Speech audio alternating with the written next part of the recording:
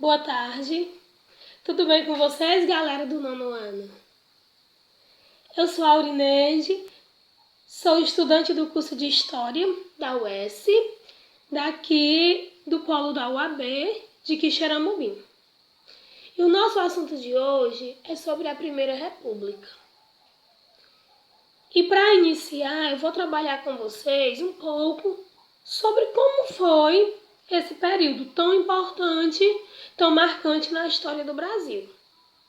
Então, a Primeira República ela foi proclamada em 1889, um ano após a abolição da escravidão.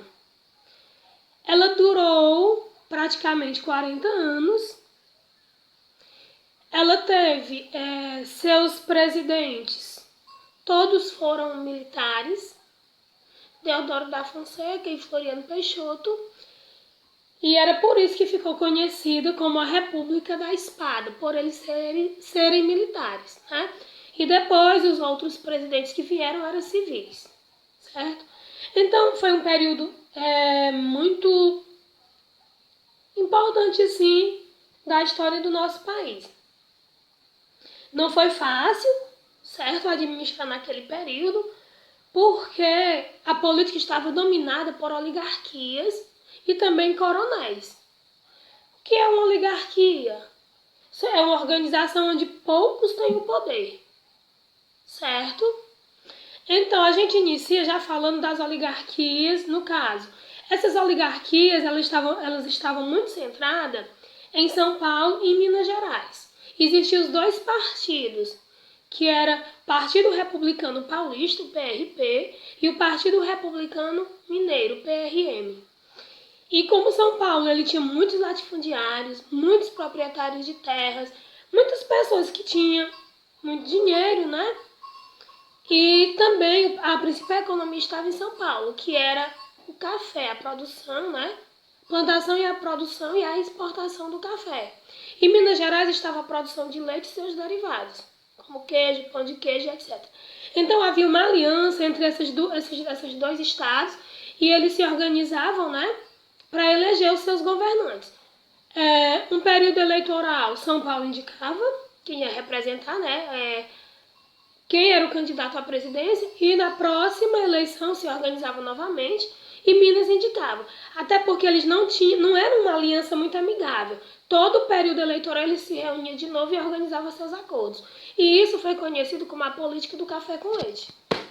Bom, pessoal, a política do café com leite ela era uma aliança entre São Paulo, porque São Paulo tinha todo um poder econômico, e Minas tinha uma grande parte da população votante, certo? Mesmo com a Constituição de 1891, onde garantia os direitos, né, políticos dos brasileiros de votar e ser votado, muitas pessoas ficaram de fora, certo? Como as mulheres, os analfabetos, entre outros. Então, nesse caso, Minas tinha um grande percentual de pessoas que estavam aptas a votar, certo? Então, esse acordo juntava isso. É a parte econômica do país com a parte da população votante, certo? Gente, então, outra coisa muito importante nesse período, que foi o coronelismo, como eu citei lá no início. Coronelismo, coronel, né? É uma palavra que a gente ainda escuta falar bastante, né? Talvez ela não exista, ela não tenha tanto essa mesma nomenclatura, esse nome, mas algumas ações de coronéis ainda existem no nosso dia a dia, principalmente nos nossos municípios, certo? Nos municípios do interior mesmo. Então, o que era esse coronelismo? Coronel era uma pessoa de muita importância no município, onde ele tinha influência, dinheiro, né? Tinha um poder, e ele tinha um acordo com os governadores. Então, os coronéis, eles agariavam votos para eleger os governadores, e os governadores, por sua vez, né, mandavam verba para que os coronéis construíssem, desenvolvessem, né, realizassem obras nos municípios, certo? E uma coisa muito importante que eu tenho que ressaltar para vocês, que nesse período dos coronéis existia os currais eleitorais e o voto de cabresto. Né? Olha a ideia, curral e voto de cabresto. Então, o que eram os currais eleitorais? Os currais eleitorais eram aquelas organizações, aqueles grupos de pessoas onde eles eram obrigados, né, a votar no candidato apoiado pelo coronel, certo? E o voto de cabresto era isso. As pessoas eram obrigadas a votar. Aí você pode me dizer assim, obrigadas a votar? Por quê? O voto sim é obrigatório, mas não é secreto. Eu e a urna eu voto em quem eu quero. Naquele período não, pessoal. Era cédula, o voto era à mão, feito a papel. E quando a pessoa votava, ela assinava o nome. Então todo mundo sabia em quem você ia votar.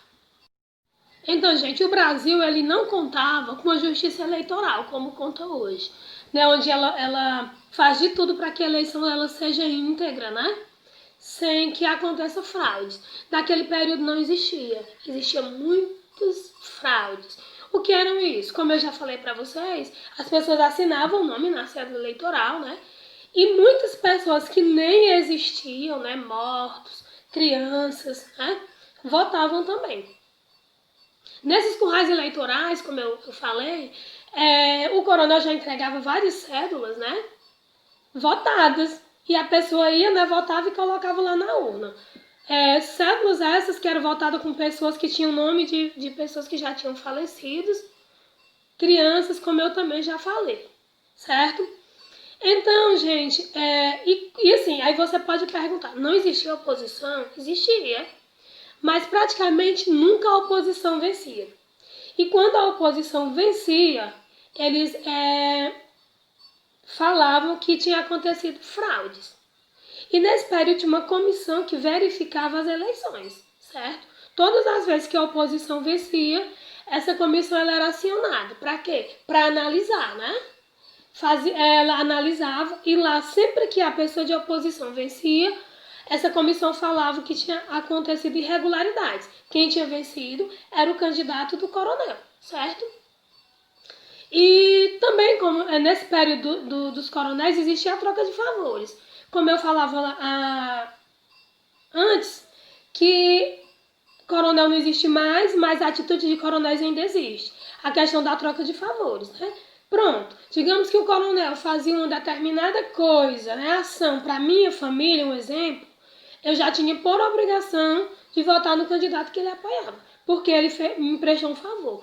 E existia também, né, a troca de favores, existia a ameaça para que se votasse, existiam os subornos, enfim, gente, a corrupção naquele período existia para todo mundo ver. Só que as pessoas não tinham como se manifestar de jeito nenhum, como acontece hoje. Então as pessoas eram obrigadas a votar no candidato que o coronel indicava. Porque senão, o que acontecia? Muitos deles poderiam até ser mortos pelo coronel. Então, assim, era algo muito, assim, estranho, esquisito e perigoso. Bom, e para encerrar, outro ponto importante na história durante a Primeira República é a questão mesmo da economia.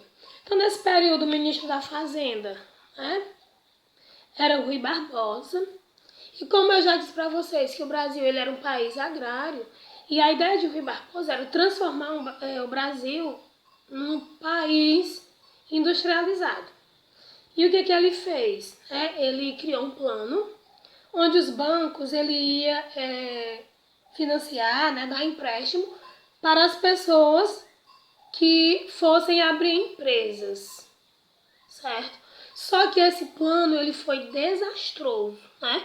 Ficou conhecido até como encilhamento. Por quê? Porque muitas pessoas fizeram esses empréstimos e não abriram empresas. E quem arcou com a dívida? O governo federal. Porque o plano era assim, o banco dá empréstimos para as pessoas abrirem empresas e no período de pagar o banco, se a pessoa não tivesse, né, aquele dinheiro, o governo federal arcaria com todas as dívidas. E com isso, foi um resultado assim, desastroso. O Brasil perdeu muito em termos de economia e isso gerou muitas inflações, né? E quem foi prejudicado? As pessoas que tinham menor renda, os menos favorecidos, como sempre, né? E isso, gente, gerou o quê? muitas revoltas, muitos conflitos, que é o que nós vamos assistir a partir de agora. A Jéssica, ela vai contar para vocês como foi esses movimentos, né? Os movimentos, as revoltas urbanas ocorridas na cidade. E para concluir, a Gracinege, ela vai falar dessas revoltas no campo, certo? Então, pessoal, eu espero que vocês tenham compreendido. Alguma dúvida, vocês entrem em contato com a gente. E aqui é só um resumo de como ocorreu esses movimentos na Primeira República. E depois eu vou cobrar uma atividade relacionada a esses questionamentos que a gente fez. Tchau, um abraço. Eu espero que vocês tenham compreendido, viu?